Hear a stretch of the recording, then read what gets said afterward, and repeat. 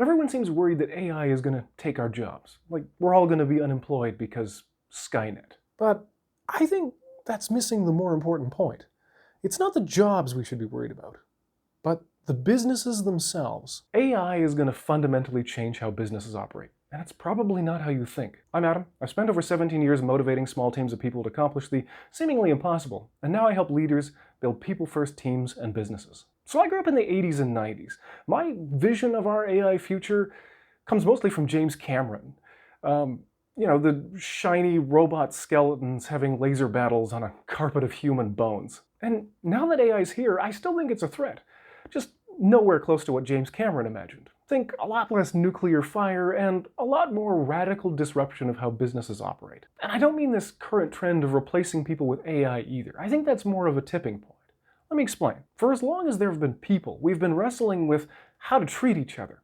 One camp thinks that people are there to be used, and the other thinks that people need to be treated like they matter. Go back through history and you'll see that this has been a big component of every major conflict, political movement, really everything. In the business world, the longest standing winner of that argument is Fred W. Taylor. He invented something called scientific management. He simplified production so that anybody could do it.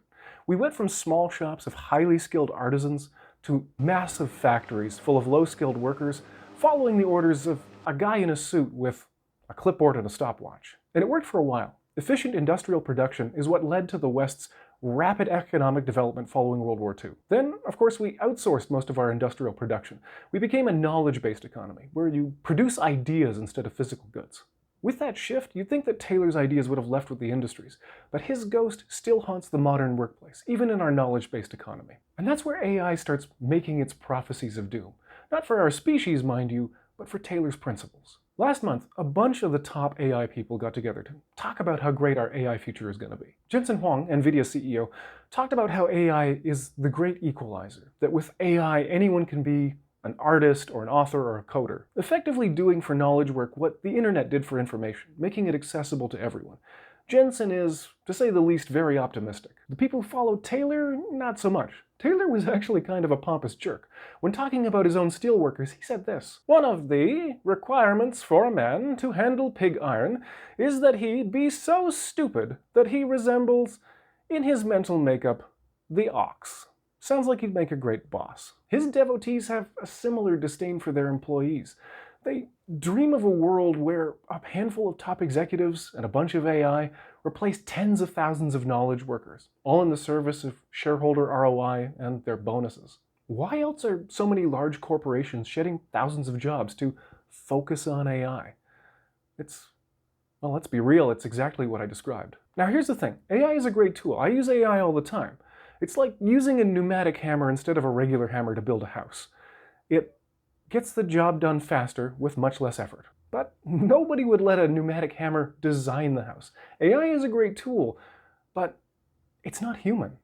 It can simulate, but it cannot create, not like we can. These corporations who are betting the farm on AI are setting themselves up for disruption. As they keep doubling down on AI efficiency, they're going to lose their human connection with their employees and their customers. We've all seen the low-quality AI-generated sludge that's flooding social media. Now, imagine if all of your business interactions were like that. There's going to be a backlash. People are going to start demanding that they be treated like people. And those AI-laden corporations aren't going to be creative or nimble enough to pivot. It'll be the entrepreneurs who use AI to unleash their creativity who end up coming out on top. Think of how factory farms and industrial production led to the farm-to-table and craft brewing movements.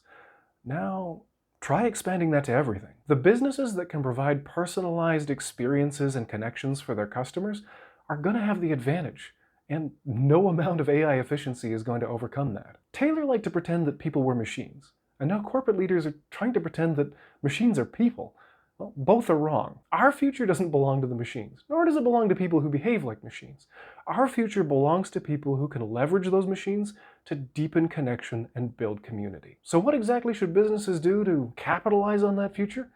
I'll touch on that in the next video. Subscribe so you don't miss it.